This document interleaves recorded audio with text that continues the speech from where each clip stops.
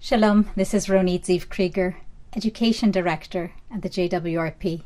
Welcome to this webinar on the power of speech, called Koach Hadibur in Hebrew. This session is part of our Year of Growth series, which focuses on Jewish values and how to bring them to life. As you listen to this webinar, identify what will be most fitting to prioritize for your group, as this session has in it more than will fit into one 90-minute gathering. On the first night that your women arrive at the Momentum trip, they begin to think about the power of words. Before they went to dinner and dancing at decks, they received their Don't Blame, Don't Complain bracelets and learned about the incredible impact that our words can have on our outlook and the situations in which we find ourselves. Some of the women loved their bracelets so much that they wanted to take extras home for their whole families. They realized that the adage, "Sticks and stones may break my bones, but words will never hurt me," is false, and that words have the potential to do harm, but also the potential to heal. In this session, we explore the power of words and how we can use them positively to create a better world. The Midrash tells a story of a peddler who travels from town to town calling, "Who would like to purchase an elixir of life? Come and get it." One day the peddler is in a new town where Rabbi Yanai, the town rabbi, is studying on his porch. Hearing the peddler, Rabbi Yanai invites him to step up and sell him some of this elixir. The peddler responds, "You and those like you don't really need what I'm offering." The rabbi insists, and the peddler comes up to him and takes out the book of Psalms and reads from chapter 34.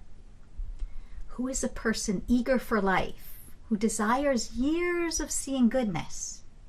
Guard your lips from bad and deceitful speech. Shun bad and do good. Seek peace and pursue it." Rabbi Yanai, who was familiar with this verse, was struck by these words more deeply than ever before.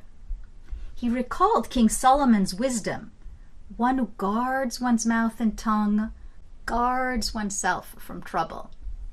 Rabbi Yanai then wondered, these are known verses that I've known my whole life. How is it that I'm now grasping their essence in a new way from this peddler? The Ishbitzer Rebbe, commenting on this midrashic story, teaches that this peddler, for many years in the past, had a real weakness when it came to issues of good speech. He didn't know how to use speech for good. He was easy to anger. He gossiped and was a harsh critic.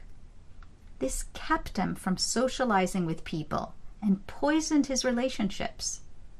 When he finally became self-aware, he realized that he could harness his past experience for helping others. He became a peddler with the mission of spreading the importance of the power of good speech. Using speech well is difficult for us all, and we each have our foibles. The Ishbitzer Rebbe teaches that when we stop hiding our foibles and overcome them, then we can use the power of our own stories to help other people overcome similar foibles. As you prepare for the session, consider a recent challenge you've had with using your words, and whether there's a way you could appropriately share something from that experience to help your group's learning. You may wish to begin the session by giving up chocolate or similar treats and teaching the women the blessing for chocolate, which ends with the words Shehakol niyeh bidvaro, which means everything was created in God's word. Remind the women of the story of the creation of the world, where God created everything through speech. The first words spoken in the Torah are in the third verse, with God proclaiming, "Let there be light," and there was light. Ask them why they think God created the world through speech rather than just willing it into being. What lessons about our own use of speech can we learn from the Torah's teaching that God created the world through speech? invite the women to consider what memories come to mind of times you've created and maybe destroyed through use of words. After you invite a few women to share examples, read together the sources from Rabbi Kook and Leviticus Rabbah and discuss the reflective questions. Encourage the women to tell the story about Tavi to their children when they get home. Then invite the women to turn to the person next to them and read the excerpt from Ethics of Our Fathers and discuss the reflective questions. Sometimes women who are reluctant in full group conversations will more readily engage in a one-on-one conversation. When you regroup, consider eliciting from the women what they would like to share from the conversation they just had. What was meaningful and inspiring them to grow? Wonder with the women about the idea that it's not enough for us to intellectually know effective and ethical speech. We need to make it part of us, to absorb the guidance into how we act and live.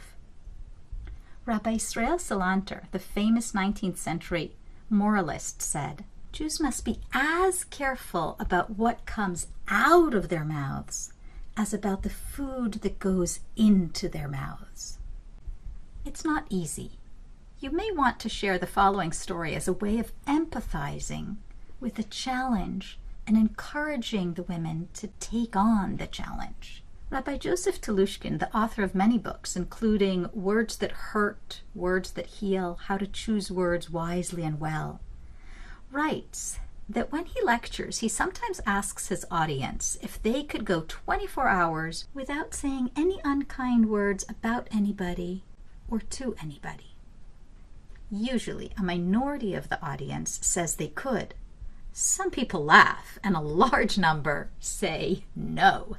He writes, all of you who can't answer yes must recognize how serious a problem you have. Because if I asked you to go for 24 hours without drinking liquor, and you said, I can't do that, I tell you, you must recognize that you're an alcoholic. And if I asked you to go for 24 hours without smoking a cigarette, and you said, that's impossible, I would say, that means you're addicted to nicotine. Similarly, if you can't go for 24 hours without saying unkind words about others, then you have lost control of your tongue. One way to gain control of our tongues is to avoid jumping to conclusions. We often jump to conclusions because we think our beliefs are true and are based on clear facts we observe. For example, let's say Jill, a new friend you invited, is looking at her cell phone in a lunch gathering. From your experience, you think that when people look at their phones and are not engaging in the conversation, it means they're not interested. You assume it's not worth pushing to build a friendship with someone who isn't interested. Consider the ladder of inference, a tool developed by Harvard organizational psychologist Chris Argyris. The basic idea is that the thinking process that we go through often progresses unconsciously, and we jump to conclusions, usually without fully realizing the meaning we added to the facts we observe. This tool invites us to slow down the process from observing facts to jumping to conclusions and speaking based on those conclusions. The tool describes the thinking stages as rungs on a ladder. In the example of Jill, who's looking at her cell phone without explaining why she's busy with the phone, this tool could help us imagine alternative inferences we could make. You may want to invite women to make additional inferences.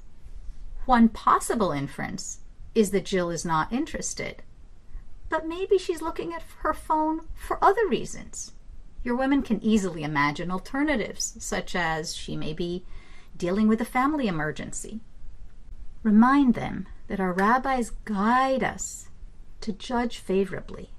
In the context of this ladder of inference, this means generating alternative inferences and choosing to assume the best of those that are reasonable, or at least to politely seek additional information. Invite women to consider scenarios such as sibling rivalry, or a family member or colleague coming late or not following through on something they said they would do. Ask the group, what might be your immediate understanding of what's going on in such scenarios? And then pause and consider alternative inferences you could make about what you're seeing. Then consider, how could those alternatives result in different ways of speaking? Sometimes, even after checking out different inferences, we still feel another person will benefit from hearing our critique of how they acted. In this case, the Torah advises to indeed reprove them, offering critique. While criticism is often seen as negative, constructive critique can be a great gift if it is delivered in the right way. After all, many of us are willing to pay money to someone else for critique. Professional coaches, weight loss and fitness trainers, parenting experts, to name a few. The Torah tells us that reproving someone when they're off track is a mitzvah called tochecha. However, we're also cautioned that it is very challenging to critique someone in a good way. This section on pages 6 and 7 is packed with pearls of wisdom from a variety of Jewish teachings, so plan to work through it slowly.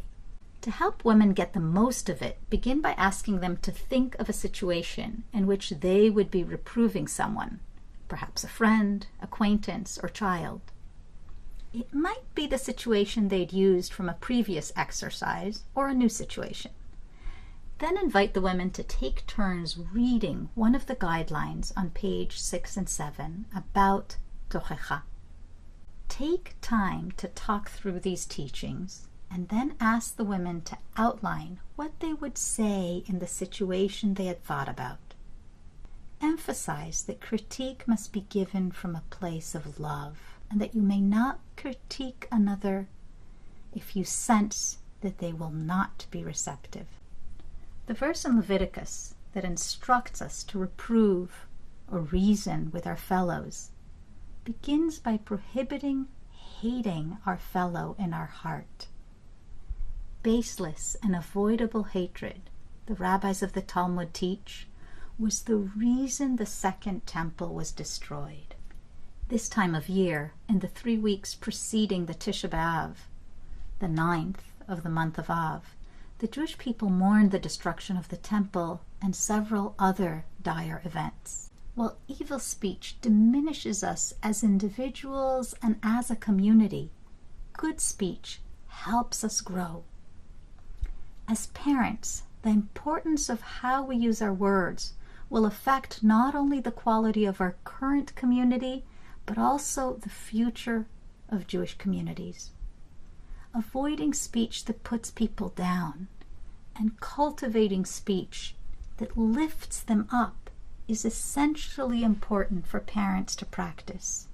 Focused, targeted praise, informed by considered judgment of individual strengths, and sustained by believing in people and their potential, can make a real difference for our children and their future.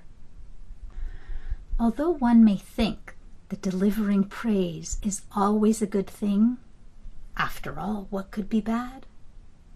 Research has shown that general praise can sometimes undermine a child's confidence and persistence. The best kinds of praise are specific and relate to the child's effort rather than to the outcome. Read together Jewish guidelines for praising your child on page 10, and then have the women role-play common situations in their homes and how to apply these guidelines to those situations. To help women begin to assimilate some of the learnings from this session into actionable steps they can take in their lives, give them 5 to 8 minutes to engage in silent writing on pages 18 and 19. Regardless of which elements of this session you choose to focus on, make sure to leave time for reflection. Changing ingrained habits is challenging, and it will help your participants to have time at the end of the session to reflect on what they've learned and what they want to do differently. This is an essential step not to be skipped. Acknowledge that this session is packed with a lot of content that will take time to get established as new habits. You know your women best. Don't try to do every one of the teachings and exercises I've presented in a single 90-minute session. If the women are engaged and you're able, you may want to consider convening an additional session or encouraging them to follow up with one another in person. So far, we've looked at the power of speech, koach hadibur, by considering how our words can impact ourselves and others. Now let's take a look at Hebrew and appreciate some of the deep meanings embedded in Hebrew words. This offers a playful balance to the session and a way to appreciate the holiness and wisdom of the Hebrew language. Explain to the women that Hebrew words have a 3-letter root. It is sometimes surprising to see that words that may seem to not have anything to do with each other in English share the same Hebrew root. This can be an invitation to uncover deeper meanings by examining why these words share the same root. For example, as we noted in the session itself, forgiveness, mechila, and dance, machol, share the same root. Have someone read that explanation, then split the women into groups and give each group one of the Hebrew pairings on page 11. While it may be tempting for us to share our thoughts as facilitators, it can be empowering for the women to let them know that here there's no right answer. And their ideas, even if they're not sure if they're correct, are valuable. Ask each group to consider the similarities between the two words and to generate ideas for how understanding each word in the light of the other can help us draw deeper meaning about these words. By the way, in the 4th pair, comparing the Hebrew word for hidden and world, one idea is that in this world, God is hidden. Let women share what they came up with the group. Now it's time to end the session. Summarize the main ideas, highlighting contributions women made. Show the women the Try It Out section, where we've gathered practical ideas for bringing the value of the power of speech, koach hadibur, to our families. Ask the women to look through the suggestions and choose at least one specific idea they'd like to present to their families. Invite them to share with others in the course of this month how it goes, and tell them you'd like to hear in the next session how they've implemented the ideas and what happened. Ask each woman to share one key takeaway from this session. You could ask each woman to finish the sentence, I will work to improve my speech by. Remind the participants that this is the end of the group learning together for this session, but the learning will go on in the Learn with Your Sister sessions.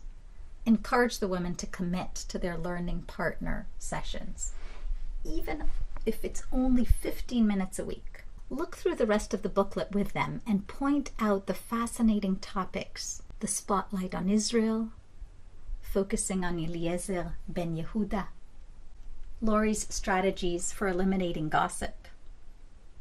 Let the women know when and where the next session on Shabbat will take place, and ask women whether anyone is interested in co-leading some of the session with you. Encourage your women to log on to the Year of Growth Facebook page and share their learning and creativity and ways they're sharing the learning with their families, with other JWRP sisters who are engaged with the power of speech this month. Thank you for listening to this webinar in the spirit of the power of speech. specifically constructive critique. I would love to hear what has worked well and less well for you in this session and webinar, and how we can make it even better. We're planning to edit the Year of Growth sessions into a book to share via Amazon, and would be grateful for your input and how to make it more useful for you and for your women.